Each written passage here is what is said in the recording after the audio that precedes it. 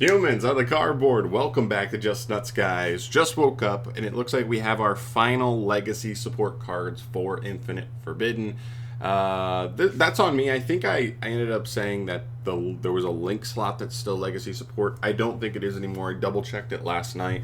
It's actually like the final link slot, so it's actually probably a filler card, so probably somewhat generic there.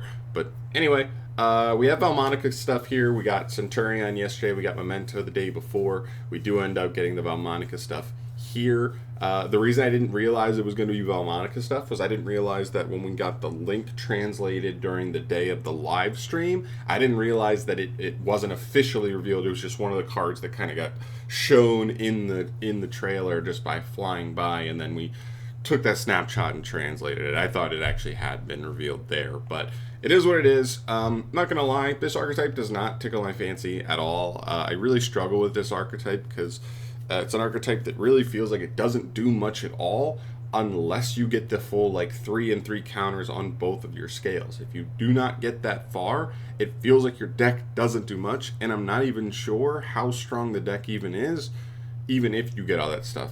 Even if you get like the counter set up. So it's one of those decks. It feels like it's being held back by like the requirement of like you don't really do anything until you get counters up. But we'll see. Like, listen, I know they've gotten like some good cards. I remember reading their cards last set, and they seemed like some pretty good engine pushers.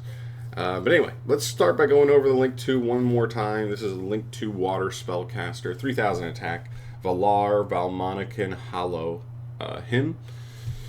First effect, unaffected by non-Val Monica card effects while you have 6 or more resonance counters on cards you control. Again, just another thing where I'm just like, okay, like, sure, you have to get your Val Monica counter set up, which to be honest, like, is totally fine, because you can't even make the other Val Monica Link monsters unless you have enough counters. So, like, you should theoretically be making this as a towers automatically, I believe. So that's cool at least.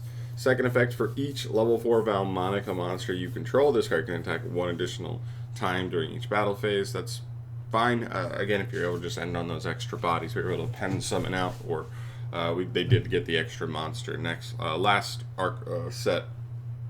Just adds to your ability to push for damage, and especially if you're a towers, being able to attack twice with a 3k towers is pretty good. And third effect, once per turn when your opponent would special summon a monster or monsters, quick effect, negate the summon, and if you do, destroy that monster or monsters. Then remove 3 resonance counters from your field. That's not bad.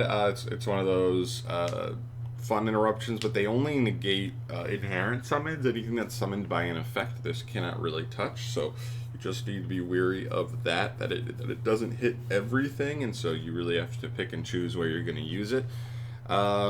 Yeah, I think this card's fine. I mean, it doesn't. To me, the problem with the deck was that I felt like it didn't have quite perfect enough cards to like really get all the counters they need all in one go. It feels like it's a combo where you have to get like multiple spells, multiple traps, keep searching them and keep activating and resolving them, where you go, here's a counter here, counter here, counter here.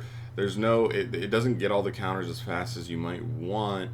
And for that, I think it loses the stuff like droll kind of situation is something I worry about.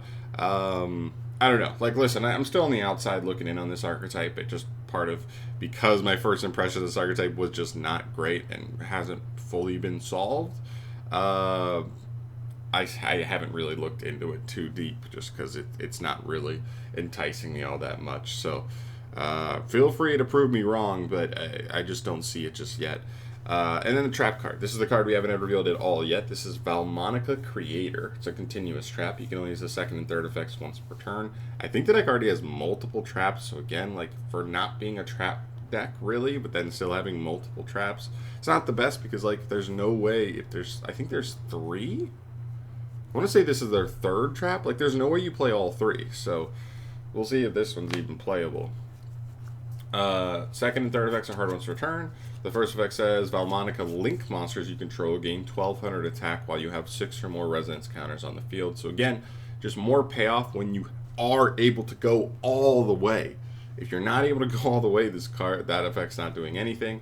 Second effect, if your opponent special summons a monster, you can immediately after this effect resolves link summon a Val Monica monster. Again, since I believe all the Val Monica monsters, you cannot get to any of the Val Monica links unless you have your counters set up. Again, another card that is completely relying on you getting your counters set up. So don't love that. And then third effects, if this card is sent from the hand or field to the graveyard, you can place resonance counters on one card in your pendulum zone that you can place resonance counters on until it has 3. See, that's a little bit nicer, because if you can maybe go through this card as like throughout your combo, and like the deck has a way to like get it and then discard it,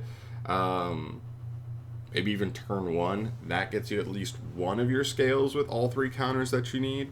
But it's still just tough. Like I don't know. Like this card doesn't do that. Like I don't know. It's relying on everything else. It does nothing unless you get fully set up with the scale counters. I feel like the deck struggles because it doesn't have as much room for non-engine as you might want with other decks. So I don't know. I don't really see it, to be honest. Like feel free. Like if you really do believe in this archetype, give me the lowdown in the comments down below. I'm always down to like have my mind changed. We haven't really seen this deck, even with the last wave that was supposed to be pretty dang good. We haven't really seen Val Monica do much in the OCG at all.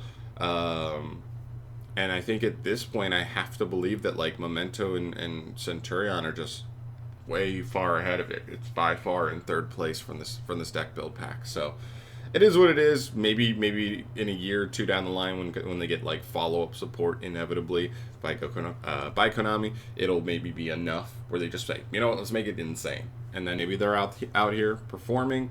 But for me, it's not enough. So we'll see. Sorry to be a little pessimistic on it. I've never been that big of a fan of this archetype. But I'll see you guys in the next video. Thank you so much for watching. As always, I think the only things left coming from Infinite Forbidden Reveals is literally, I think, 8 filler cards.